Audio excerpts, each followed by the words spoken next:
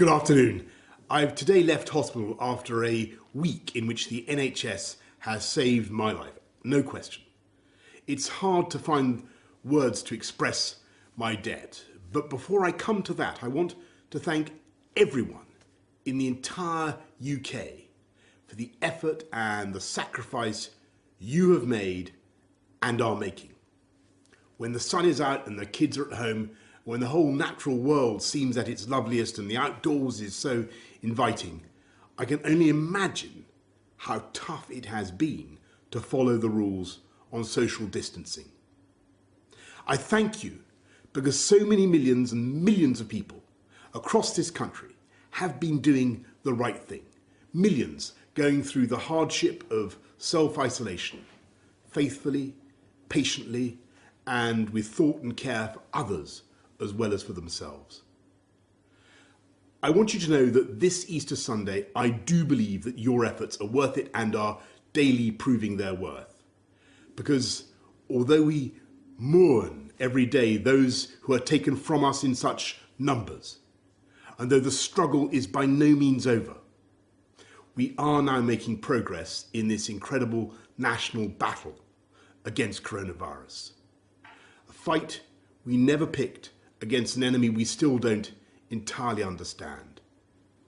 We're making progress in this national battle because the British public formed a human shield around this country's greatest national asset, our National Health Service. We understood and we decided that if together we could keep our NHS safe, if we could stop our NHS from being overwhelmed, then we could not be beaten, and this country would rise together and overcome this challenge as we have overcome so many challenges in the past. In the last 7 days, I have, of course, seen the pressure that the NHS is under. I've seen the personal courage, not just of the doctors and nurses, but of everyone, the cleaners, the cooks, the healthcare workers of every description, physios, radiographers, pharmacists, who've kept coming to work, kept putting themselves in harm's way, kept risking this deadly virus. It is thanks to that courage, that devotion, that duty, and that love that our NHS has been unbeatable. I want to pay my own thanks to the utterly brilliant doctors, leaders in their fields, men and women, but several of them for some reason called Nick, who took some crucial decisions a few days ago, for which I will be grateful for the rest of my life. I want to thank the many nurses, men and women, whose care has been so astonishing. I'm going to forget some names, so please forgive me, but I want to thank Poling and Shannon and Emily and Angel and Connie and Becky and Rachel and Nikki and Anne. And I hope they won't mind if I mention in particular 2 nurses who stood by my bedside for 48 hours when things could have gone either way.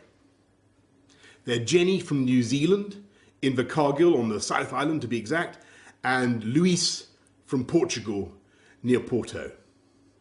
And the reason in the end my body did start to get enough oxygen was because for every second of the night, they were watching and they were thinking and they were caring and making the interventions I needed.